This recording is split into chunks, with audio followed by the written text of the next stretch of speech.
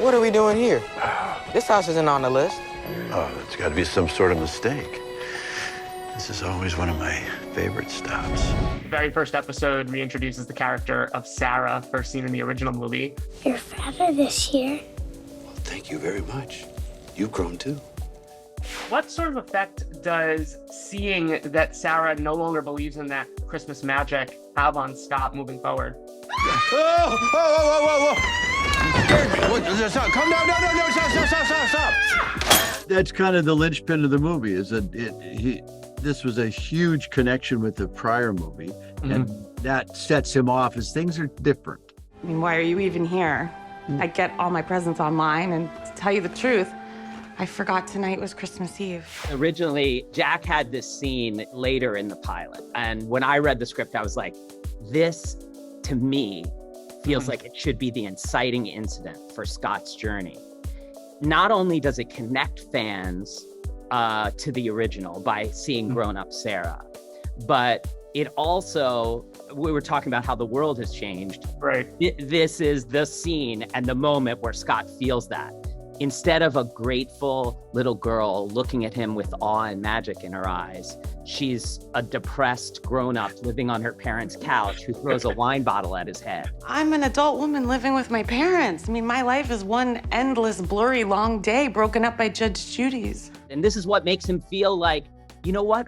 All those kids who grew up believing in me, maybe they, that belief in magic is gone. We're presenting that in this character, but, we're also saying maybe that's true of the world. And if that's the case, how does this character feel about that? How does he exist now? Between getting stuff delivered, you can order it on the phone and it's delivered right away. It's changed everything about gift giving. It hasn't changed things about giving. It's about getting. And so this story is about, we've gotten so used to getting, we've forgotten about the substance of giving. And I said, once we got that teed off so much of the emotion of the story, I really appreciated that they went there. It was different out there. All those kids turned into adults. They stopped believing and losing magic. So, for the good of Christmas, I'm retiring.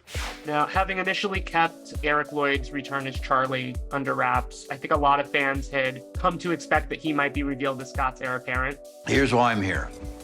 I am retiring, and I want you to take over the family business just like you've always wanted to.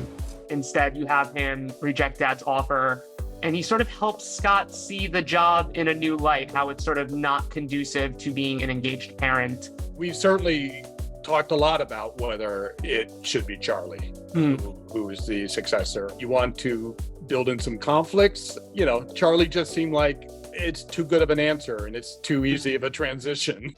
I'm sorry, Dad. Thanks for asking me, though. It means the world.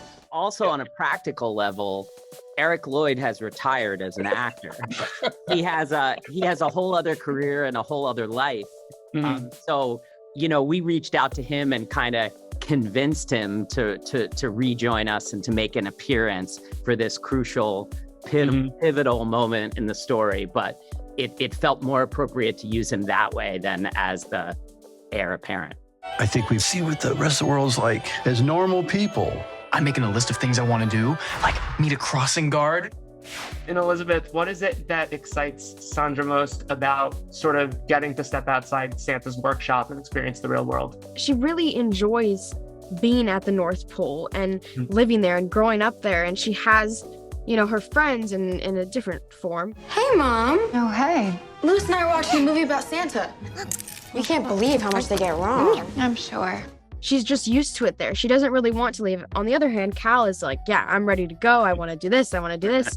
I want to go to a post office, like all this stuff. It's funny to have a perspective like that, where these kids, I want them to be in the real world a little bit, because they've been raised at the North Pole. And there's advantages to that, and there's disadvantages. As they said once in philosophy class, fish don't know they're in water.